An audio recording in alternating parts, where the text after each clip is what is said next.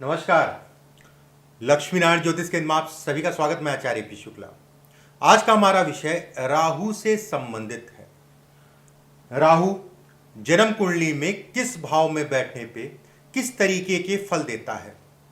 देखिए, राहु के विषय में कई तरीके से मैंने पीछे आपको बताया है। हाथ में या राहु का राशि का परिवर्तन हुआ, कई चीज़ों में मैंने बता चुका हूं कि राहु एक ऐसा ग्रह है जो व्यक्ति को जमीन से आसमान पे और आसमान से जमीन पे पटकने की क्षमता रखता है। वो है राहु। आज भाव में बताऊंगा मैं किस भाव में राहु के अच्छे परिणाम हैं, क्या सावधानी रखनी है, किस भाव में अच्छे या खराब, कहाँ सावधानी रखनी है, क्या क्या फल होते हैं राहु के विभिन्न भावों में, इसके बारे में विस्तार से मेष से लेके मीन तक मैं बताऊंगा। अपनी जन्म कुंडली खोल लीजिए, अपने सामने रख लीजिए और देखिए कौन सा भाव कौन से भाव से क्या चीजें देखी जाती हैं। सबसे पहले हम बात करते हैं पहला भाव, जिसे हम कहते हैं लगन। लगन में जिन लोगों का राहु होता है, ऐसे लोग अगर कहा जाए बातूनी होते हैं। ऐसे लोग अगर कहा जाए बोलने में तो बहुत तेज होते हैं। ऐसे लोगों में कमी होती है कि अपनी बातों के अलावा दूसरों की बात ना सुनना, और ये बेहद खराब एक योग होता है। आप सुन लीजिए, सबकी सुनिए और उसके बाद बोलिए, आप जीवन में हरदम सफल होंगे। राहु अगर लगन में बैठता है तो कहीं ना कहीं पेट से संबंधित समस्याओं को दिखाता है, खून जनित बीमारी को दिखाता है।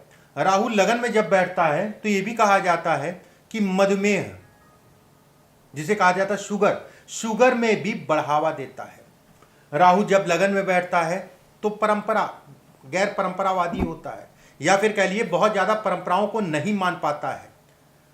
सामाजिक सोच से अलग सोच होती है ऐसे लोगों की। वैवाहिक जीवन में ऐसे लोग लापरवाह होते हैं और कहीं ना कहीं शिक्षा से संबंधित चीजों में बाधा को भी दिखाता है अगर राहु आपके लगन में है। एक पहलू ये हो गया। अगर राहु आपके लगन में है तो दूसरा पहलू, मेष राशि में अगर लगन में है, यहां पर 1 नंबर है। वृषभ राशि में है 2 नंबर। कर्क राशि मतलब 4 नंबर और 11 नंबर। ये नंबर या ये राशि में अगर बैठे हैं राहु तो व्यक्ति को धनी बनाते हैं, व्यक्ति को प्रसिद्ध करते हैं, व्यक्ति को धनवान बनाते हैं। शत्रुओं पे ऐसे लोगों को विजय मिलती है। अब बात करते हैं द्वितीय भाव में। द्वितीय भाव में अगर राहु आपका बैठा है तो क्या मतलब है। देखिए, द्वितीय भाव में राहु है, धन के लिए बेहद अच्छा है, धन आने के लिए अच्छा कहलाएगा। लेकिन ऐसे लोगों का धन रुकता नहीं। अगर द्वितीय भाव में राहु बैठे, धन रोकने में दिक्कत आएगी। धन तो खूब आ रहा है लेकिन रुक नहीं रहा है। द्वितीय भाव में राहु बैठता है, नशे से ऐसे लोगों को दूर रहना चाहिए। नशा इत्यादि चीजें पकड़ा सकता है।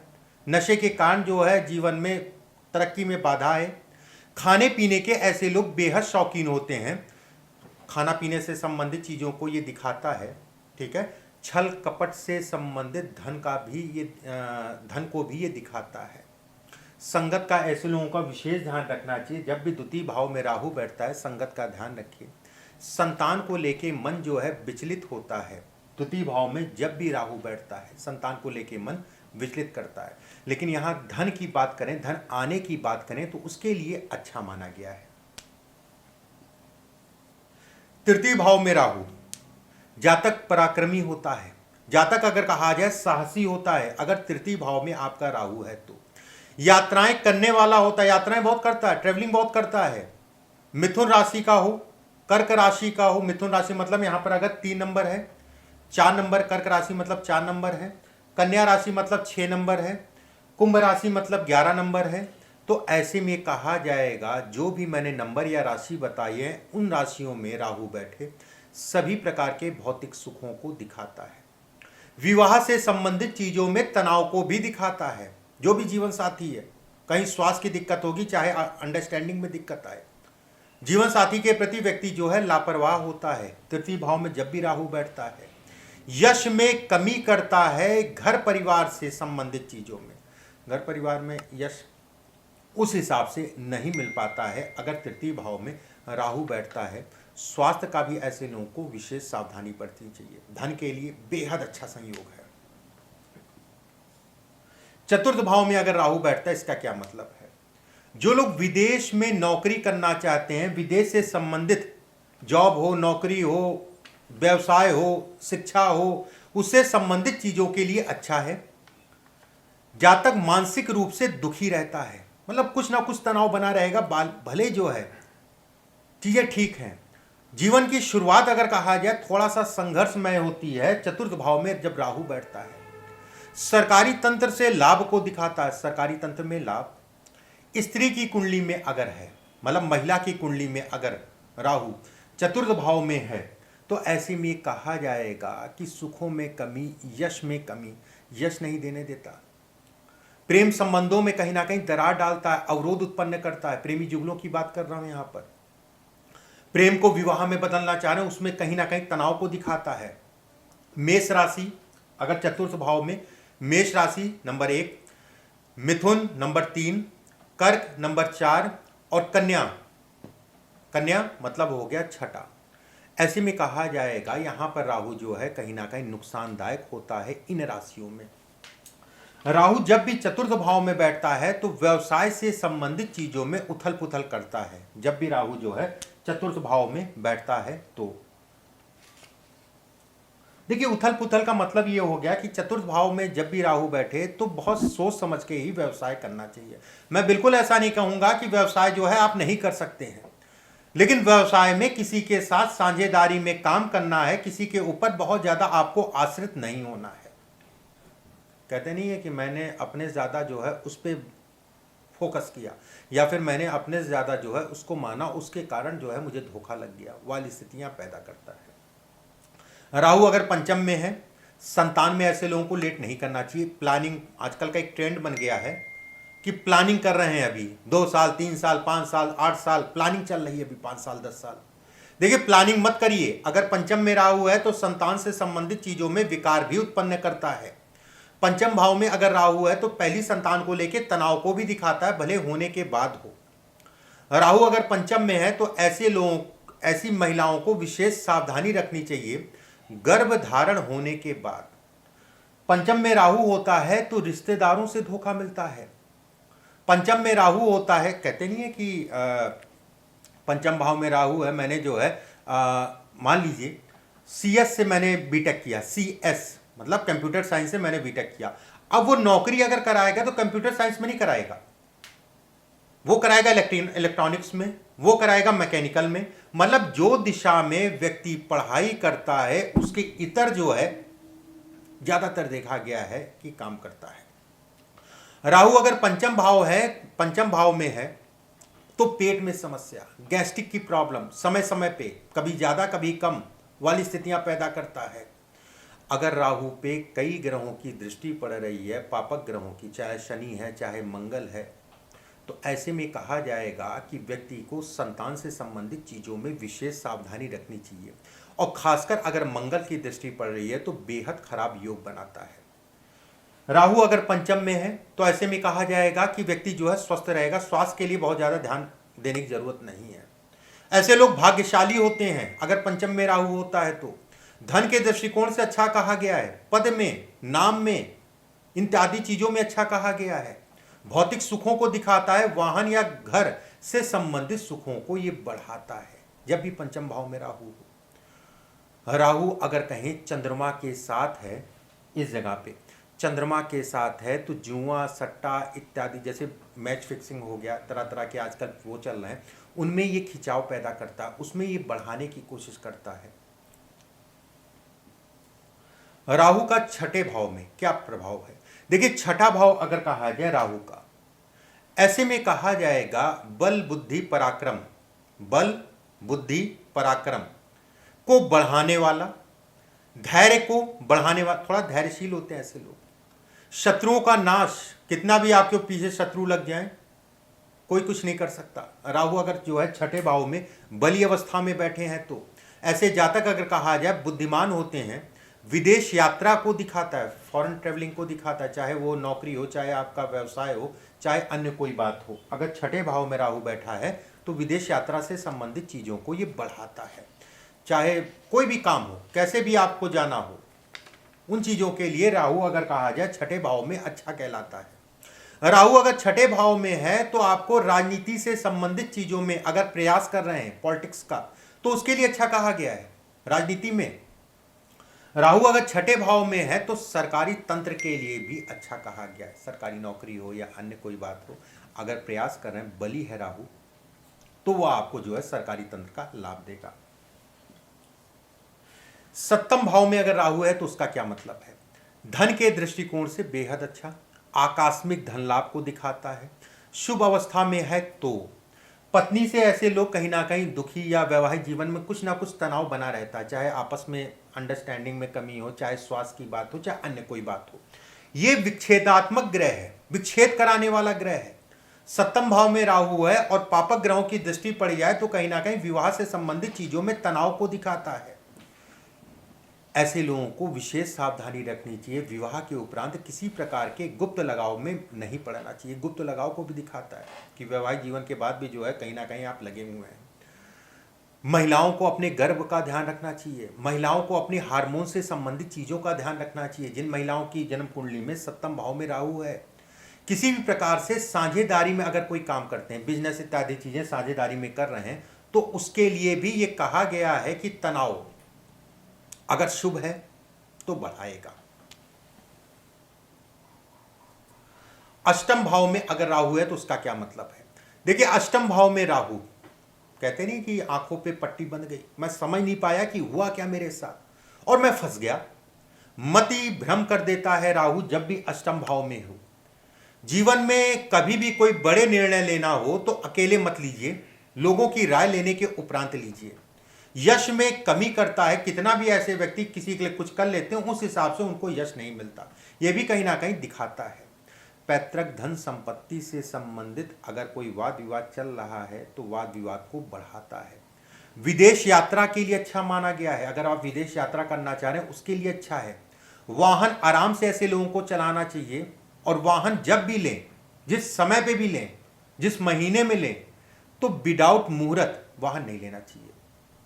पिता के सुखों में ये कमी करता है, और सबसे बड़ी समस्या ये होती है ऐसे लोगों के पास धन नहीं रुकता। धन आता है चला जाता है, पड़ोसियों से मतभेद कराता है। जहां पर भी आप काम करेंगे, जो भी आपके जो है काम करने वाले स्थान पे जो है पड़ोसी होंगे आपके, उनसे तनाव कराएगा अगर अष्टम में राहु है तो। नवे भाव में राहु है तो उसका क्या मतलब है? धन संचय के में आसानी होगी, धन आपके पास रुकेगा। पिता से संबंध खराब कराएगा। मैं ऐसा नहीं कहूंगा कि लाठी चलाने की बात आ जाएगी। हाँ, ये होगा कि एक वैचारिक मतभेद, कम से कम एक वैचारिक मतभेद जो है जीवन में रहेगा। कहते नहीं है कि मैं उस कमरे में जाता हूं, बेटा मेरा उस कमरे में चला जाता है, मैं उस कमरे में गया, बेटा मेरा वहां चला गया, वाली स्थितियां ये पैदा करता है। अगर नवे भाव में राहु है तो पत्नी थोड़ा सा रुआबी होती है, पत्नी थोड़ा सा हुक्म चलाने वाली होती है। ऐसे लोगों की सज्जन होते हैं, मैं बिल्कुल ऐसा नहीं कहूंगा, ऐसे लोग सज्जन होते हैं, लेकिन पत्नी थोड़ा सा तेज मिलती है ऐसे लोगों की। विदेश से संबंधित धन को दिखाता है, विदेश यात्रा को दिखाता है। पारिवारिक जीवन में अगर कहें तो मन अशांत रहता है। पारिवारिक जीवन में कहीं ना कहीं मन में अशांति को ये दिखाता है। अपने कार्यों पे ऐसे लोग अगर कहा जाए लगे रहते हैं, बुद्धि के तेज होते हैं, बुद्धि से संबंधित चीजों में अच्छा है। धर्म और गुण ज्ञान का अच्छा नॉलेज होता है, मतलब धर्म से संबंधित बातें हो गई, गुण ज्ञान से संबंधित बातें हो गई। ऐसे लोग अगर कहा जाए कुछ समय तो पूजा पाठ खूब करेंगे, उसके बाद फिर बंद कर देंगे, फिर करना शुरू कर देंगे, फिर बंद कर देंगे। ये वाली स्थितियां भी पैदा करता है। अगर राहु अच्छी राशि में है तो ऐसे में कहा जाएगा कि शिक्षा से संबंधित चीजों में बढ़ावा देता है, और खासकर अगर कहें तो उच्च शिक्षा नवे भाव में। दसम भाव में राहु का क्या परिणाम है? देखिए, दसम भाव में अगर देखा जाए, ऐसे लोग बुद्धिमान होते हैं, ऐसे लोग साहसी होते हैं, व्यापार में सफलता को दिखाता है। दसम भाव में राहु है। राहु अगर कहा जाए दसम भाव में है, अगर आप राजनीति करना चाह रहे हैं, पॉलिटिक्स करना चाह रहे हैं, उसके लिए अच्छा है, उसमें कहीं ना कहीं लाभ को इंगित करता है। ऐसे लोग शॉर्टकट मारने में लगे रहते हैं, शॉर्टकट। माता या पिता को कष्ट देता है, सुखों में कमी करता है। एक को कष्ट देता है, सुखों में कमी करता है। राहु अगर दसम भाव में सम राशि में बैठे, सम राशि आप जान रहे होंगे, राहु अगर दसम भाव में सम राशि में बैठे तो कहीं ना कहीं बचपने में बेहद संघर्ष कराता है, लेकिन व्यक्ति धीरे धीरे जैसे जैसे आयु बढ़ती है वही संघर्ष जो है उसको लाभ देता है, मान सम्मान प्रतिष्ठा इत्यादि चीजों में अच्छा इजाफा देता है। ऐसे व्यक्ति अगर कहा जाए धनवान की श्रेणी में आते हैं। विषम राशि में अगर राहु है, आप जान रहे हो विषम राशि मतलब 3, 5, 7, 9, अगर विषम राशि में राहु है तो ऐसे व्यक्ति अपनी गलती को नहीं मानते हैं। मैंने किया ही नहीं, मैं तो गलत हो ही नहीं सकता भाई, अगले ने जो है ऐसा ऐसा किया मेरे साथ, वाली स्थिति पैदा करता है अगर 3, 5, 7, 9 में राहु है तो, और जिसके कारण व्यक्ति को जो है नुकसान उठाना पड़ता है। झूठ बोलने से ऐसे लोगों को बचना चाहिए, झूठ भी खूब बोलते हैं अगर 3, 5, 7, 9 में राहु है तो। धन और धन के प्रति अगर कहा जाए राजाओं का जीवन होता है, मतलब धन खूब उड़ाएंगे, खर्च करने में बड़ा एक्सपर्ट होते हैं अगर दसम भाव में राहु है तो। लाभ भाव में राहु है तो उसका क्या मतलब है, अन्य जातियों से ऐसे लोगों को लाभ मिलता है, जो भी आपकी जाति है उसकी अन्य जाति, और खासकर अगर कहा जाए निचली जातियों से ऐसे लोगों को अच्छा लाभ मिलता है। बेहद भाग्यशाली होते हैं, धनवान होते हैं, धन से संबंधित चीजों में कमी नहीं रहती है।